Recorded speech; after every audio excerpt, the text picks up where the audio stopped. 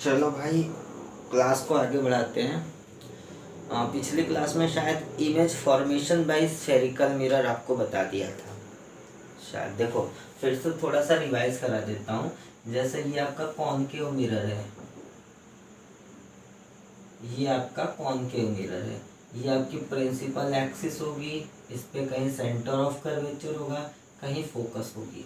ठीक है, यहाँ पे हमने ऑब्जेक्ट को रखा, इससे निकलने वाली एक लाइट रे जो प्रिंसिपल एक्सिस के पैरेलल गई, वो कहाँ से होके जाती है? इसके फोकस से होके जाएगी। दूसरा जो लाइट रे इसके फोकस से निकली थी, वो कहाँ से होके गई? यहाँ से। जहाँ पे कट करी वहीं पे हमारा क्या बन गया? इमेज। ये हमारा कॉन्सेप्ट था।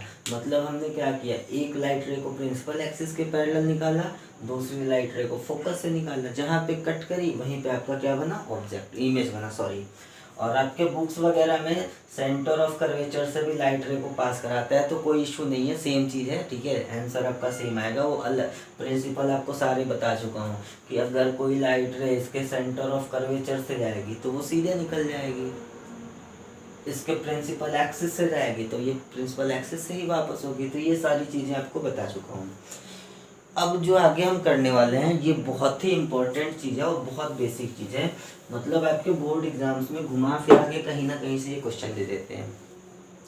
करने वाले क्या हैं, हम एक कॉनकेव मिरर लेंगे और इसके डिफरेंट डिफरेंट पोजीशंस पे हम ऑब्जेक्ट को रखेंगे और उसकी इमेज बनाएंगे। इमेज देखेंगे बड़ा बन रहा है कि छोटा बन रहा है, ठीक है, बाकी सारी चीज़ें होंगी। और लास्ट में, इसी के लास्ट में आपको डिफरेंशिएट करूँगा कि इमेज दो टाइप के होते हैं, रियल और वर्चुअल। ठीक है, देखो पहला, ये हमारा कॉनकेव, मैं बना के मिटाते जाऊँगा, आप लोग साथ साथ बनाते रहना। ये आपका कॉनकेव मिरर। अच्छा, कॉनकेव मिरर है तो इसका कहीं ना कहीं सेंटर ऑफ कर्वेचर होगा और कहीं ना कहीं फोकस होगी। कल मैं आपको बताऊंगा centre of radius of curvature और फोकस के बीच में रिलेशन, फोकल लेंथ के बीच में। ठीक है, चलो फर्स्ट आपका केस वन। केस वन क्या है? अगर आपका ऑब्जेक्ट इन्फिनिटी पे प्लेस हो, मतलब बहुत दूर प्लेस हो, बहुत दूर प्लेस हो, ठीक है, बहुत ही दूर प्लेस हो, बहुत दूर, जैसे सपोज कर लो आपका ये फोकल लेंथ बनती है 2 सेंटीमीटर, तो फोकल लेंथ अगर 2 सेंटीमीटर है तो इसको भेज दो आप 2 किलोमीटर दूर। भाई जैसे आप एक चीज समझो, आपको आपको ये कहना है,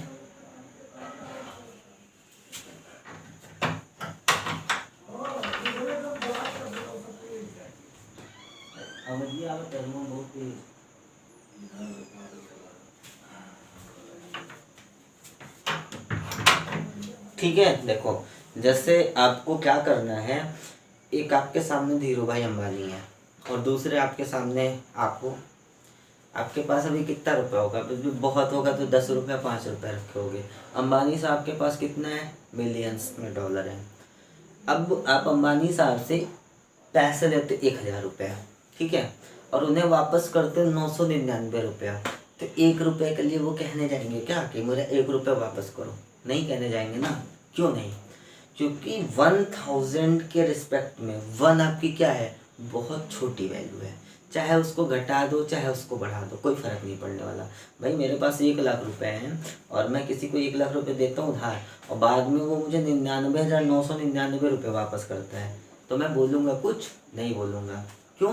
क्योंकि जो एक क्वांटिटी है, एक क्वांटिटी आपकी बहुत बड़ी है और सेकंड क्वांटिटी बहुत छोटी है।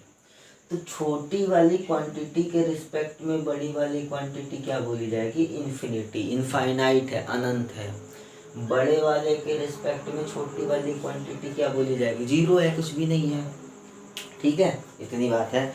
चलो पहला देखते हैं, पहला case, when object is placed at infinity. अगर आपका ऑब्जेक्ट कहाँ हो? इन्फिनिटी पे, ठीक है, तो इन्फिनिटी से लाइट रे आएगी, बहुत दूर होगा तो लाइट रे बिल्कुल सीधी सीधी आएंगी। सोच के देखो, बहुत दूर है तो लाइट कैसी आएंगी? सीधी। और सीधी आई मतलब क्या? प्रिंसिपल एक्सिस के पैरेलल। तो आप दो स्टेटमेंट यूज कर सकते हो, या तो प्रिंसिपल एक्सिस के पैरेलल या तो फिर क्या? इन्फिनिटी से। जैसे मैं एक स्टेटमेंट बोलता हूँ, a light rays coming parallel to the principal axis, second statement बोलता हूँ, a light is coming from infinity, दोनों सेम है, ठीक है।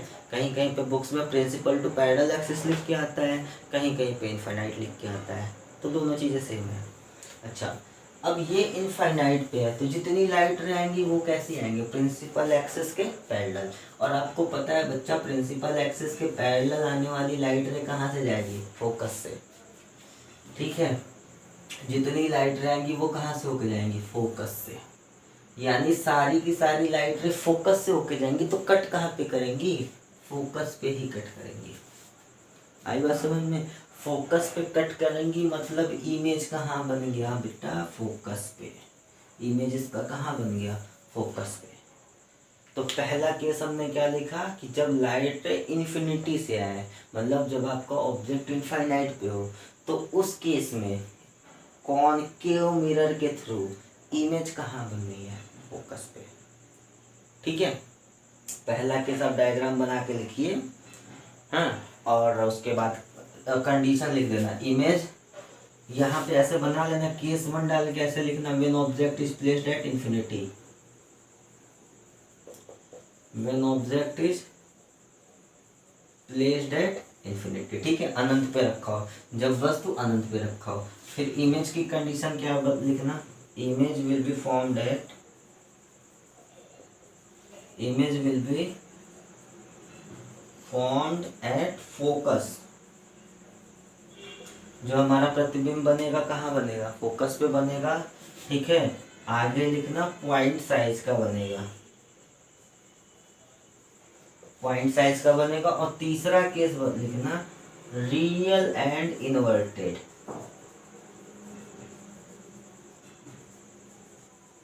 जो इमेज बनेगा कैसा बनेगा, अभी मैं इसको डिफाइन करूंगा रियल इमेज क्या होती है, जस्ट लास्ट में आपको आप बिलीव करो एक लाइन में, एक स्टेटमेंट में आपके दिमाग में घुस जाएगी बात, ठीक है। अभी मैं डिफाइन करूंगा, नहीं समझ पाओगे, तो इसके लिए आप टाइम दो थोड़ा सा। जो इमेज बनेगा रियल बनेगा, इन्वर्टेड मतलब क्या है, उल्टा, इन्वर्टेड मतलब उल्टा, और कहीं पे वर्ड यूज हो जाए इरेक्टेड, इसका मतलब क्या, सीधा।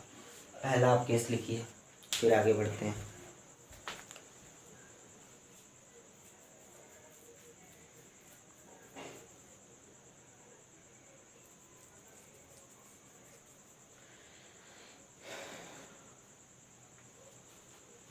ठीक है, आगे की बात देखो, case number 2,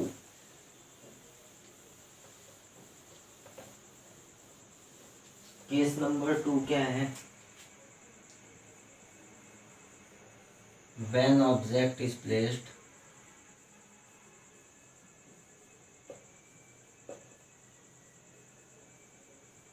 between infinity and centre of curvature, जब वस्तु अनंत और वक्रता केंद्र के बीच में रखी हो। देखो ये हमारा कॉनकेव मिरर है, ये हमारी प्रिंसिपल एक्सिस होगी, इस पे कहीं हमारा C होगा और यहाँ पे कहीं हमारा F होगा। ये होगा इनफाइनाइट पे पहले केस में रखा था, दूसरे केस में हम यहाँ रखेंगे, तीसरे केस इसे और आगे बढ़ा के यहाँ करेंगे, चौथे केस में और आगे बढ़ा के यहाँ करेंगे, पांचवें केस में यहाँ करेंगे, छठवें केस में यहाँ करेंगे। इतना करेंगे तो हमारा टॉपिक कंप्लीट होगा। चलो यहाँ पे हमने ऑब्जेक्ट को रख दिया, जो लाइट रे प्रिंसिपल एक्सिस के पैरेलल गई वो कहाँ से रिफ्लेक्ट होके वापस जाएगी, फोकस से, फोकस से वापस गई, ठीक है। जो लाइट रे इसके फोकस से होके गई वो कहाँ से जाएगी वापस, आपको प्रिंसिपल पढ़ा चुका हूँ कि जो लाइट रे फोकस से जाती है वो रिफ्लेक्शन के बाद प्रिंसिपल एक्सिस के पैरेलल हो जाती है। कहाँ पे कट किया, यहाँ पे, यानी इमेज कहाँ पे बना, यहाँ पे। अगर हमारा ऑब्जेक्ट ए बी है तो इमेज क्या बन गया, ए डैश बी डैश, ठीक है। फिर से देख लो, एक लाइट रे जो प्रिंसिपल एक्सिस के पैरेलल गई वो फोकस से होके निकल गई, जो लाइट रे इसके फोकस से गई वो प्रिंसिपल एक्सिस के पैरेलल निकल गई। और आपको बताया था दो रिफ्लेक्टेड लाइट रे जहाँ पे करें वहीं कट करें वहीं पे पॉइंट की इमेज बनती है। तो इमेज हमारी यहाँ पे बन गई। ठीक है, चलो इमेज कहाँ बन रही है बेटा, इमेज बन रही है, इमेज विल बी फॉर्म्ड, ये आपको हर केस में लिखना है, बिटवीन, देखो ये फोकस है, ये सेंटर ऑफ कर्वेचर है, मतलब कहाँ बन रही है, सेंटर ऑफ कर्वेचर और फोकस के बीच में, बिटवीन सी एंड एफ, पहला पॉइंट। दूसरा पॉइंट, इमेज कैसा होगा, आपको दिख रहा है ऑब्जेक्ट इतना बड़ा है, इमेज इतना छोटा है, image will be smaller in size, जो आपका इमेज बनेगा वो ऑब्जेक्ट से छोटा बनेगा। तीसरा कैसा बनेगा, रियल एंड इन्वर्टेड, रियल मतलब वास्तविक और उल्टा बनेगा। ठीक है, ये आपका दूसरा case. Case number third, when object is placed, इसको आप लोग देख लो, उतार लो, at centre of curvature. Third मैंने हेडिंग बना लिया, इसको आप उतारो, फिर थर्ड वाला समझते हैं।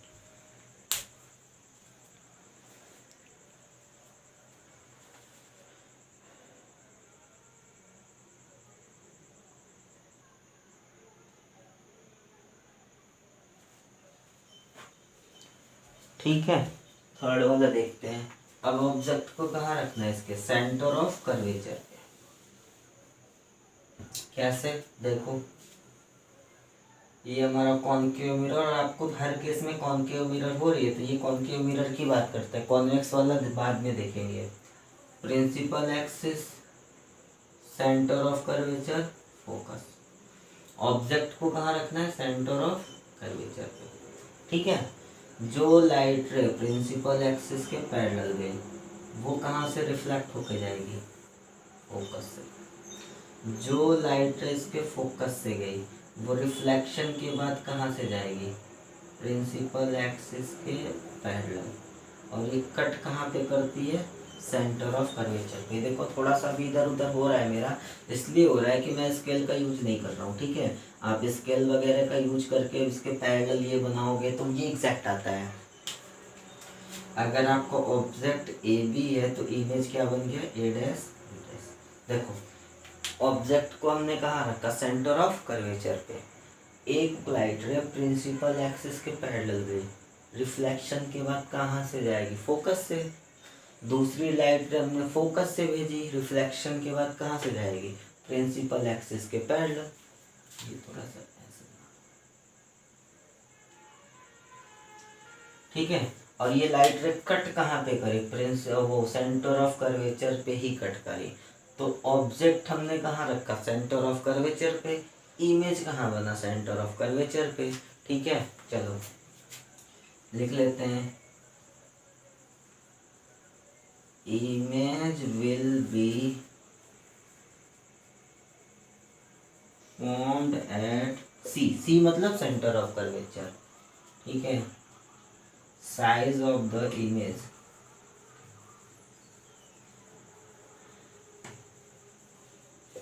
is same as size of object।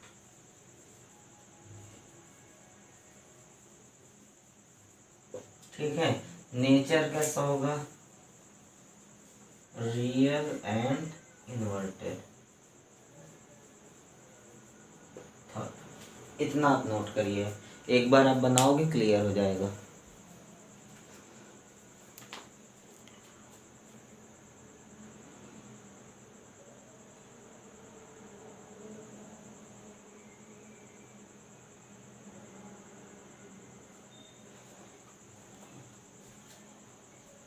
चलो केस नंबर 4,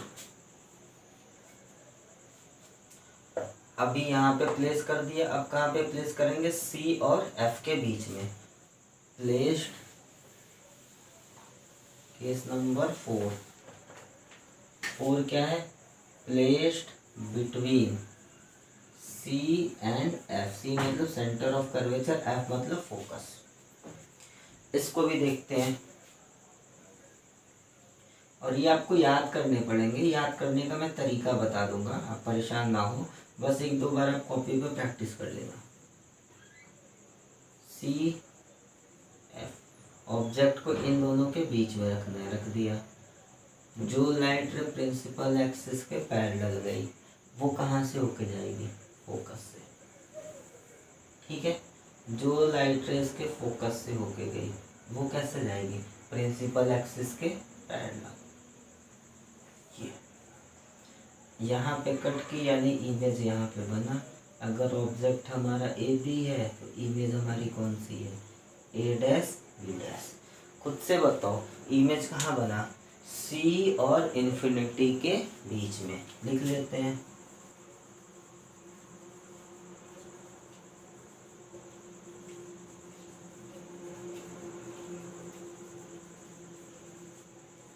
सी एंड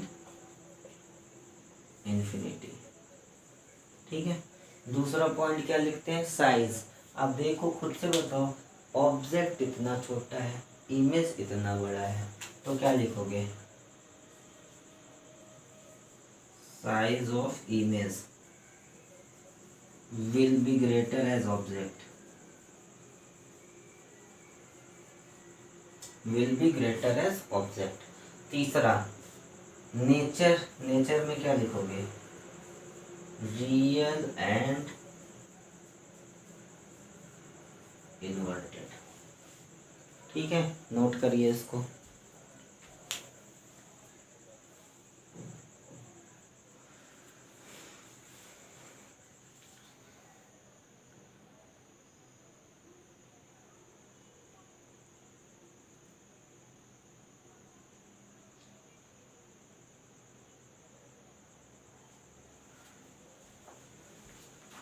चलो केस नंबर 5 देखते हैं, इसको लिखना नहीं है, बस समझ लेना है।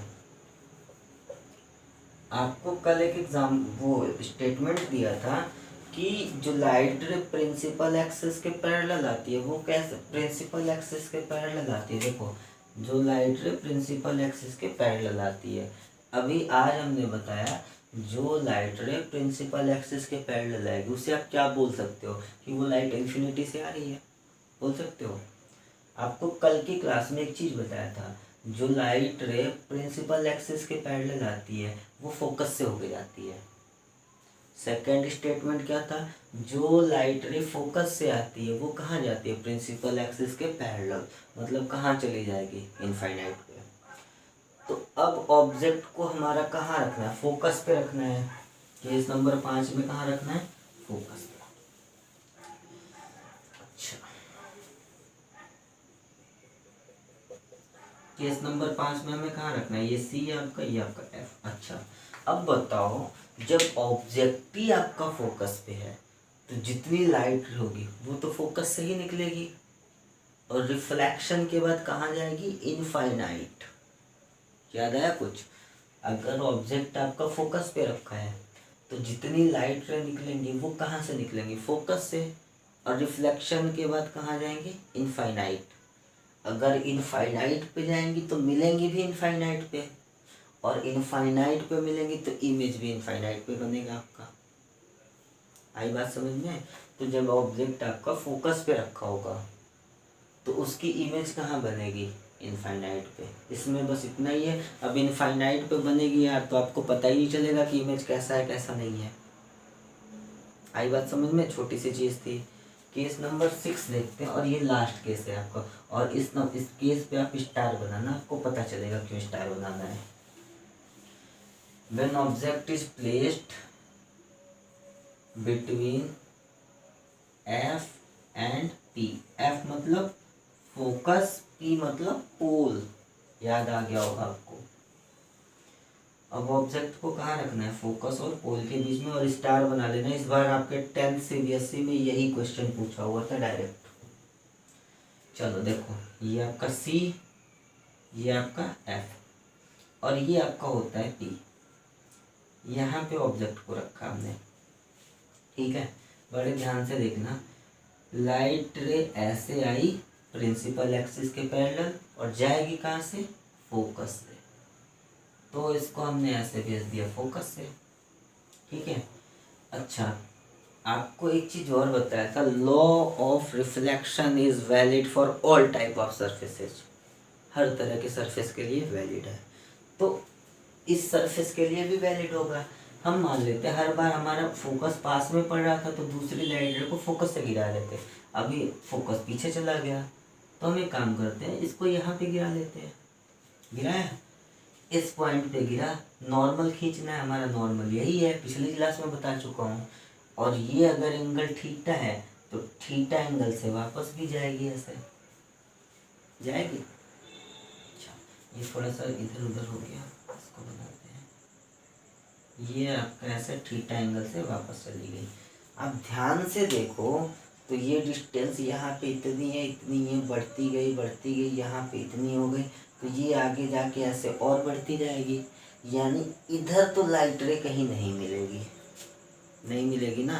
अब अगर आप यहाँ पे आंख लगा के देखते हो, बेसिक चीज जो आपकी पहली क्लास में हुई थी, तो इसको क्या समझ में आएगा, अच्छा लाइट रे यहाँ से आ रही है मतलब इधर से कहीं से आ रही होगी, ये लाइट रे यहाँ से आ रही है मतलब ये लाइट रे इधर से कहीं से ऐसे आ रही होगी।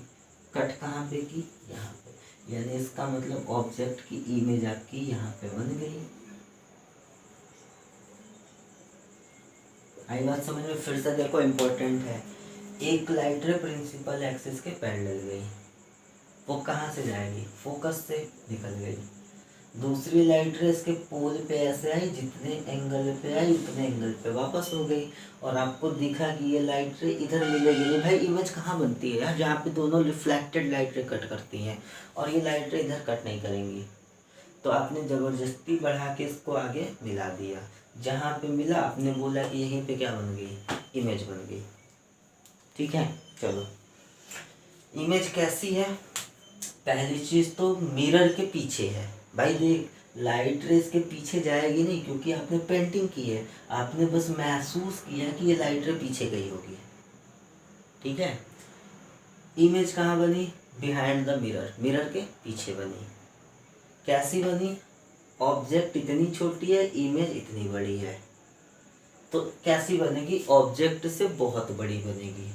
ठीक है, इन दोनों पॉइंट को लिखते हैं पहले। Image will formed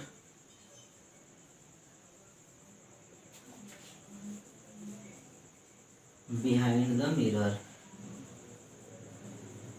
behind the mirror मतलब दर्पण के पीछे बनेगी। Second point, larger than object, larger than object का मतलब वस्तु से बड़ी बनेगी। Third point,